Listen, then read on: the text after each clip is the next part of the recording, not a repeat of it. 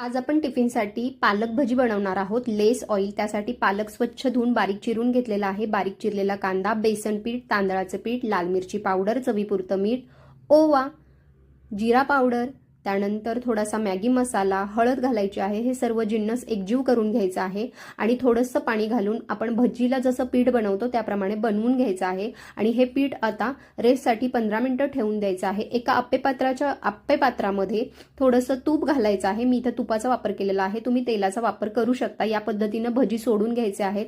खमंग खरपूस असे दोन्ही साइडून शालो फ्राय करून घ्यायचे आहेत. पुदिन्याच्या चटणी बरोबर सॉस सोबत तुम्ही सर्व करू शकता. हा सॉस शुगर फ्री आहे, प्रिझर्वेटिव्ह फ्री आहे. याची लिंक हवी असेल तर कमेंटमध्ये लिंक असं टाईप करा. मी ॲपल, त्यानंतर पालक भजी, सॉस आणि काळे खजूर दिले होते. अशा छान छान टिफिन सिरीजसाठी किंवा टिफिनच्या आयडियासाठी आम्हाला फॉलो करायला अजिबात विसरू नका. आणि हो, डुग्गू द बुग्गूला सुद्धा फॉलो करा. Thank you so much.